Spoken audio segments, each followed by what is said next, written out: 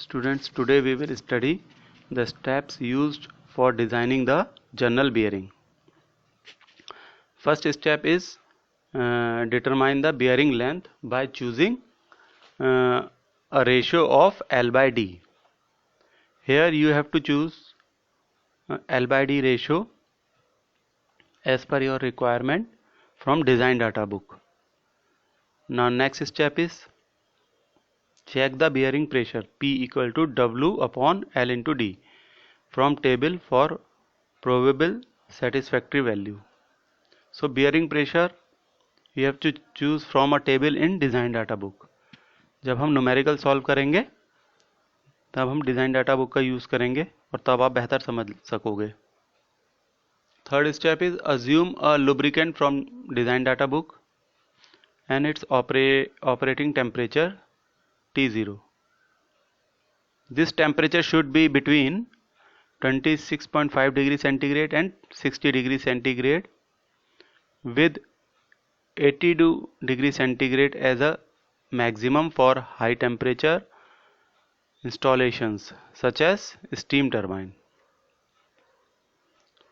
तो फिर lubricant choose करेंगे उसके बाद डिज़ाइन डाटा बुक से, और ये ध्यान रखेंगे कि ऑपरेटिंग टेम्परेचर लुब्रिकेंट का 26.5 डिग्री सेंटीग्रेड और 60 के बीच हो.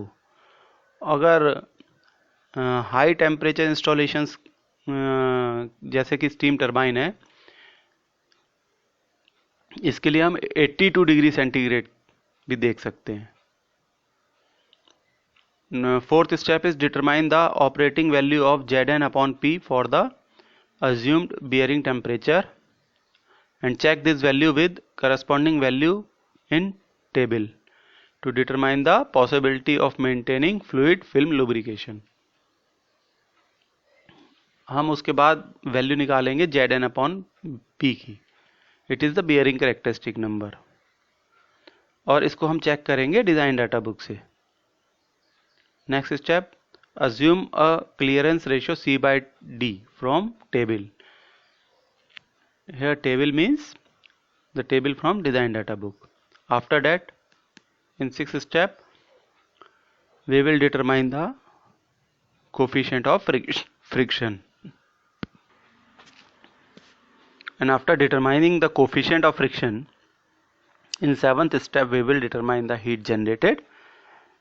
हाँ, एक बात और, कोफिशिएंट ऑफ फ्रिक्शन कैसे निकालेंगे ये हम पढ़ चुके हैं, इसका फॉर्मूला पढ़ चुके हैं हम, और वो फॉर्मूला डिज़ाइन डाटा बुक में भी दे रखा है.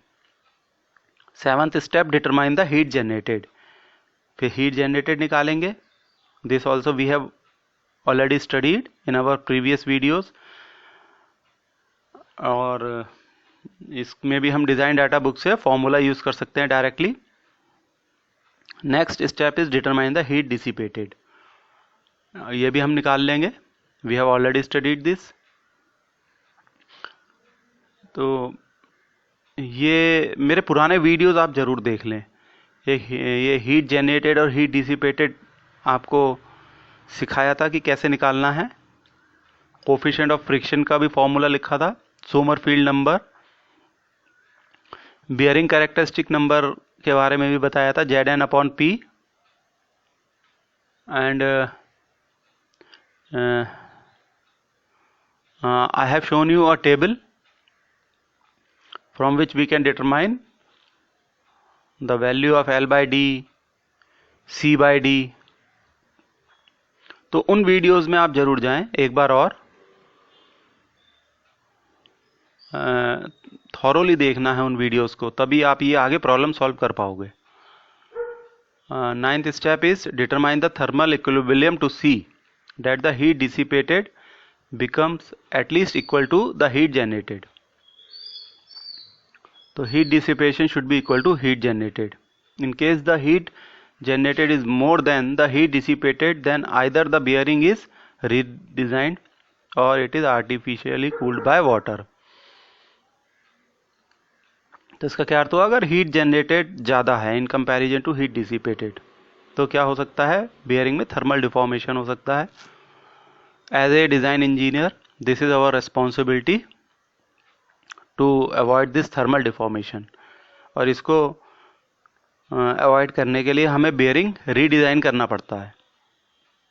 अगर हमारे पास ऑप्शन है कि हम उसे आर्टिफिशियली कूल कर सकते हैं थ्रू वाटर और थ्रू एनी कूलिंग एजेंट, तो हम इस ऑप्शन पे भी जा सकते हैं।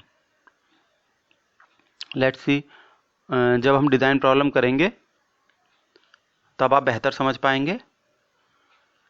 और डिज़ाइन प्रॉब्लम करते वक्त आपके हाथ में डिज़ाइन डाटा बुक होनी चाहिए, कैलकुलेटर होना चाहिए और पुराने सारे वीडियो आप रिवाइज कर चुके हों। और ये कुछ स्टूडेंट्स जो हैं वीडियो देख नहीं रहे हैं, मैं उनसे कहूँगा कि वो वीडियो देखें और तभी आप सीख पाओगे। This subject is very important for you.